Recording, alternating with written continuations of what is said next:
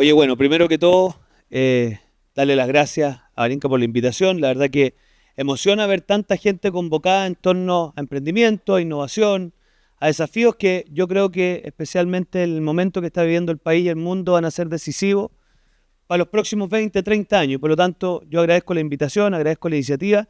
Obviamente intentaré en pocos minutos contarles qué estamos haciendo, pero en realidad más me importa lo que ustedes nos tengan que el día de mañana sugerir y plantear en un proceso que ha sido bastante vertiginoso. Parto por comentarles que, claro, ya llevamos algunos meses de trabajo, partimos en diciembre del año pasado, y si usted me ayuda, porque o se supone que yo tengo esto y lo puedo lograr. Ya. La verdad que hemos tenido más de 50 audiencias de distinto tipo. Para que ustedes se hagan una idea, en promedio, un equipo del Parlamento tenía al año unas 12. 15 audiencias. Nosotros en estos meses hemos tenido más de 50, porque la verdad que ha sido muy sorprendente el interés que esto ha despertado. Una especie como de efecto colateral positivo que hemos tenido es validar, Eduardo, el tema de la legitimidad del lobby, porque hemos pedido que todas las audiencias sean por lobby, y hay que destraumatizar esa situación. Ustedes comprenderán que cuando debatíamos, un paréntesis, la reforma previsional, había como una especie de muro de Berlín con la industria. Entonces tú no podías tener ningún diálogo con la industria, porque ¿cómo se te iba a ocurrir? Pero ¿cómo legislas tú temas de interés empresarial sin hablar con la industria? Es una cosa como ridícula, ¿no? Bueno, una de las cosas que ha sido bien interesante es ir quebrando esa brecha y lograr que muchos actores conozcan el Congreso, vayan al Congreso. Yo les he preguntado mucho, ¿cuántos de ustedes han pedido audiencia alguna vez para ser escuchados en alguna de las tramitaciones legislativas? Que probablemente muchos tengan de fuera. Y la verdad es que me di cuenta que muy pocos habían participado alguna vez de la discusión legislativa. Entonces, claro, ley de ciberseguridad, de datos personales, ley fintech, en fin. Bueno, claro, y cómo no vamos a tener la mirada de aquellos que son los principales afectados. Entonces, primer logro que al menos modestamente nos hemos anotado es permitir una interacción mucho más activa. Obviamente a mí me enorgullece el que seamos por lejos la instancia más transversal de los últimos años. Hemos logrado congregar gente de todos los partidos políticos del Congreso, y cuando les digo todos, los que han podido ver en el hemiciclo, de aquí y aquí, porque en el hemiciclo además estamos sentados por postura política. Entonces, hay personas del Partido Comunista y hay personas del Partido Republicano. Y por lo tanto eso tiene un valor, porque otro de los empeños que nos propusimos es que esto sea un tema de Estado.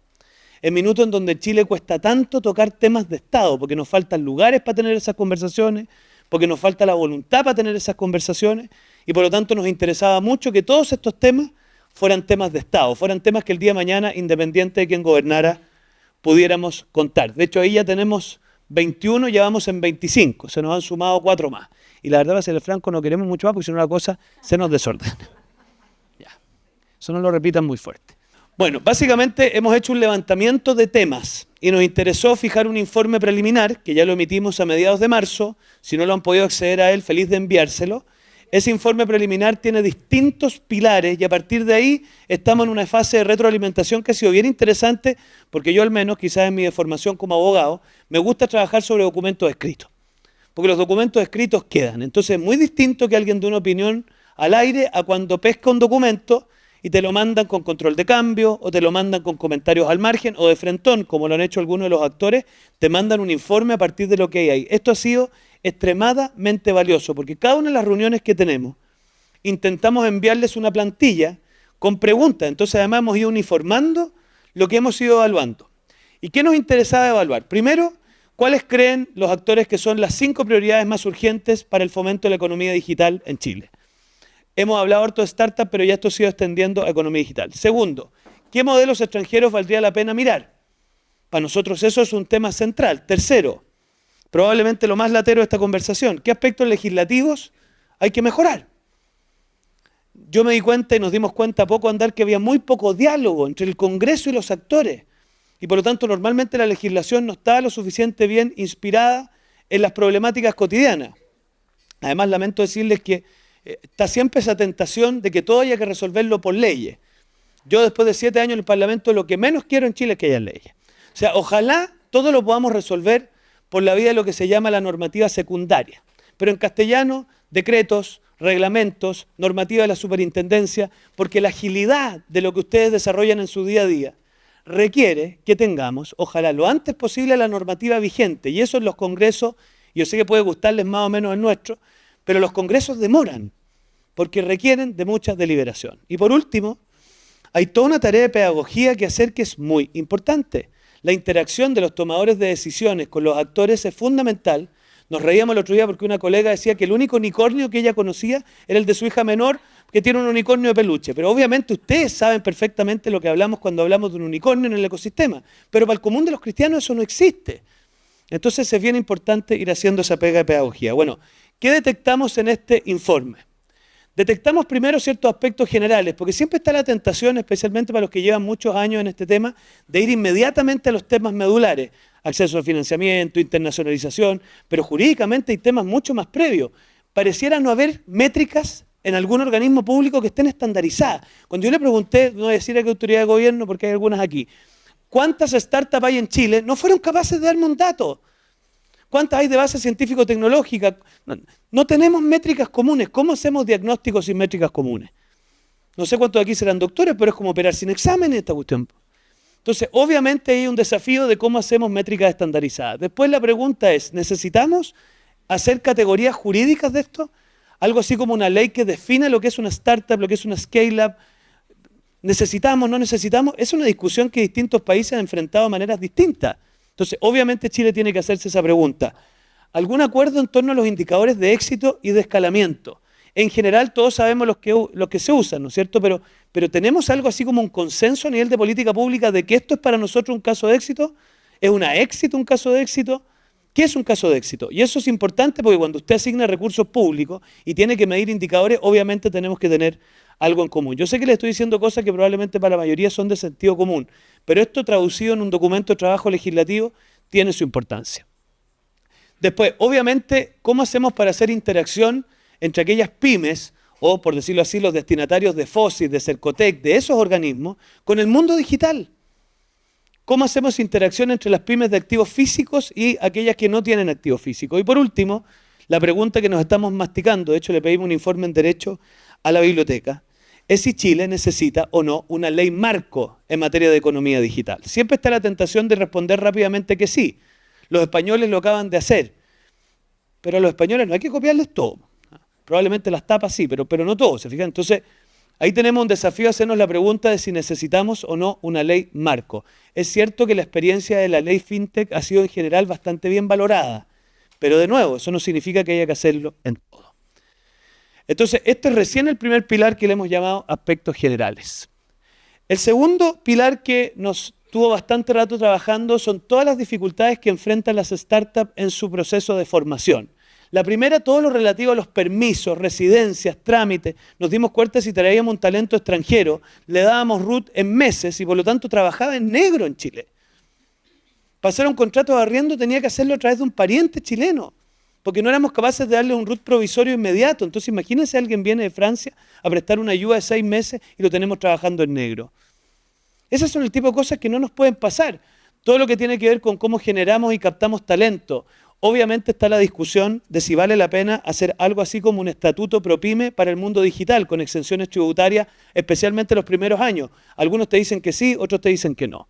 Siempre los temas tributarios, jóvenes, son temas complejos.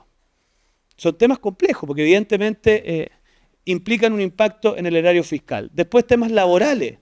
Varias startups nos decían que no existe algo así como un estatuto laboral lo suficientemente flexible para la realidad de las startups. Después, todo el tema de cómo conectamos los procesos industriales en Chile con el desarrollo tecnológico. Es cierto que tenemos la franquicia del I+D y otros mecanismos, pero ¿cómo los estimulamos más? ¿Cómo hacemos que algunas empresas tengan eso más a la mano? Bueno, el tema de las conexiones internacionales, que aquí se habló en detalle. ¿Qué hacemos en el caso del fracaso? No hay algo así como un estatuto de quiebra. Es normal que una startup fracase. Y aquí en Chile eso lo vemos como una cosa traumática. Le aplicamos unos estatutos que son súper enredados para los procesos de cesación de pagos, de quiebra, y eso debiese flexibilizarse cuando hablemos de las startups. Y por último, obviamente, ¿cómo hacemos? Esto yo lo hablaba con algunos casos de éxito de mi generación, que me criticaban, pero ¿cómo va a ser posible que los parlamentarios no sepan de las startups? Bueno, ¿cuántas veces has venido tú a hablarle de las startups? O te hago una pregunta más jodida. En mi distrito, para que sepas, la gente le tiene terror a las startups, porque las asocia a pérdida de empleo.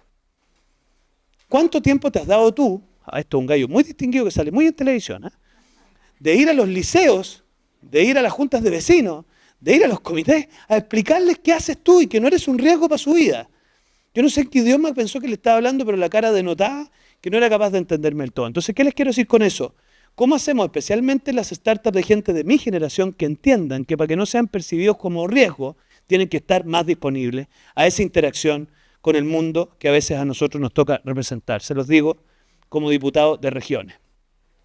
Tercer pilar, y no me quiero alargar mucho porque ya veo que los tengo medios mareados, ¿cómo hacemos para mejorar la cooperación público-privada? ¿Cómo evaluamos el trabajo de Corfo? Que tengo que reconocer que en general es muy bien evaluado. Pero pese a eso, ¿cómo no nos dormimos los laureles? Startup Chile fue en su minuto de vanguardia mundial, esa es la verdad. ¿Cómo hacemos para que eso no se pierda? ¿Cómo hacemos para que eso se estimule más? Bueno, obviamente hay un desafío. Después, ¿valdría la pena o no que en nuestros procesos de compras públicas hubiese un porcentaje obligatoriamente destinado a emprendimientos digitales? Sí, no. ¿Cómo estimulamos que en los procesos de compras públicas del Estado participen más ese tipo de emprendimiento? Y por último, aquí suelen quejarse el mundo de las telecomunicaciones. Esta gente usa nuestra red y no nos paga por usarla, ¿no? Bueno, la infraestructura para el desarrollo tecnológico. O sea, ¿cómo hacemos que el soporte digital en Chile pueda rendir para eso? Quedan solamente 30 diapositivas. No, acceso al financiamiento. Bueno, un temazo, ¿no? Temazo. No necesito explicárselo. Y ahí obviamente detallamos los distintos aspectos, cómo hacemos para que el vehículo de financiamiento público esté más activo, los vehículos de financiamiento privado, toda esta discusión acerca de la eventual participación de la administradora de fondos de pensiones y más que de las administradoras de los fondos de pensiones en los venture capital. Son discusiones medulares para el futuro del país.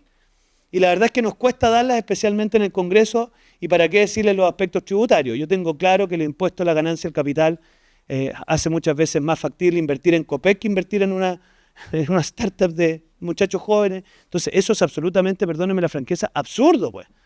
Y por lo tanto, ese tipo de cosas las tenemos que revisar y corregir.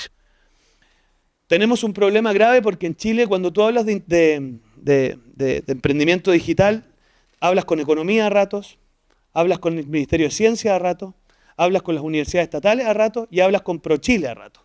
Como que tú parecieras no tener un interlocutor único en Chile. Y eso evidentemente desgasta. Yo mismo me he dado cuenta que no existen instancias aquí le han puesto todo pero interministeriales de esto, sino que dependemos de la buena o mala onda del ministro de Ciencia con el ministro de Economía. No, si nos llevamos súper bien, así que esto fluye como avión. Pero si esta cuestión no depende si ustedes se caen o no se caen bien. Aquí tenemos que tener procedimientos administrativos, instancias con seguimiento. Entonces, evidentemente hay un tema de institucionalidad que tenemos que revisar, a ver si vale o no vale la pena.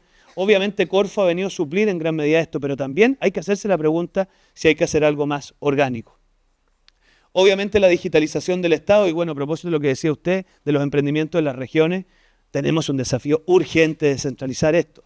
Yo valoro mucho el que varias de las cosas se estén desarrollando en las regiones, hemos conocido algunas cosas en la región de los lagos, especialmente asociadas a temas de biotecnología, estamos viendo algunas cosas en la región del Maule, hay una fundación que se llama la Fundación Innova, que está haciendo una verdadera aceleradora de negocios agrícolas. Entonces hay cosas entretenidas, pero tenemos que meterle mucho más a eso. Voy terminando. Y termina nuestro informe, que esto lo pueden ver en detalle, se los puedo enviar, aspectos educacionales, o sea, cómo hacemos para que efectivamente todos nuestros procesos de educación secundaria, media y para qué decirles los estudios de posgrado, efectivamente estén tensionados a esto. Las becas Chile tienen muy poco tensionamiento a esto, jóvenes. Si ustedes miran la torta de las becas Chile, se van a dar cuenta que se concentran en 2 países y suelen concentrarse en las humanidades.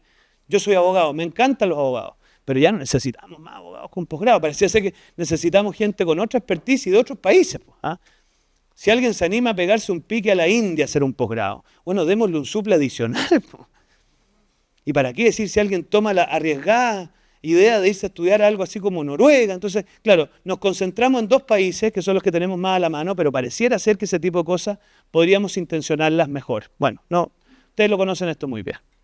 Por último, hay aspectos regulatorios que tenemos que revisar. Yo al menos soy muy partidario de ir avanzando en sandbox legislativos que nos permitan probar la entrada en vigencia de ciertas leyes antes que éstas entren en vigencia, porque nos permiten anticipar los impactos. Obviamente tenemos un tremendo desafío en materia de patente, en materia de permiso, y hay muchas cosas que se pueden mejorar. Y termino obviamente con otros asuntos que, si bien son más bien sectoriales, también van a ser importantes. Obviamente cada una de las expresiones del ecosistema tiene sus propias inquietudes. Yo lo que siempre les digo es que déjenos partir por lo general y después entramos en el drama de cada uno de los sectores en particular, que los hemos ido conociendo en este caminar, pero somos conscientes que es así. ¿Y para qué decirle los desafíos de mediano y largo plazo? Que en realidad parecieran de mediano y largo plazo, pero son de cortísimo plazo. ¿Cómo enfrentamos el desafío de la inteligencia artificial? ¿Cómo enfrentamos el desafío de los nuevos medios de pago, de las criptomonedas? Yo además soy presidente de la Comisión de Crimen Organizado. ¿Cómo esos mecanismos se emplean muchas veces para blanquear platas del crimen organizado? Y por último, todo lo que tiene que ver con las tecnologías emergentes. Yo sé que suena abrumador, porque lo es, pero efectivamente el desafío que tenemos, y en eso les pido que ojalá se sientan con total capacidad de enviarnos sus comentarios, de pedirnos audiencia, de hacerse parte. Hoy día el mecanismo es muy simple, es pedir una audiencia a la comisión, los vamos incorporando por orden de inscripción, pero lo que ha sido muy interesante es que todavía queda mucho por avanzar. Ya vamos a empezar con aquellas cosas que nos parece lo que llamamos las low hanging fruits, o sea, aquellas cosas que podemos llegar más bien rápido, pero somos conscientes de que hay mucho por hacer. Así que agradecerles la invitación y gracias por este espacio. Ojalá pueda servir al futuro de Chile. Viva Chile porque lo construimos entre todos juntos.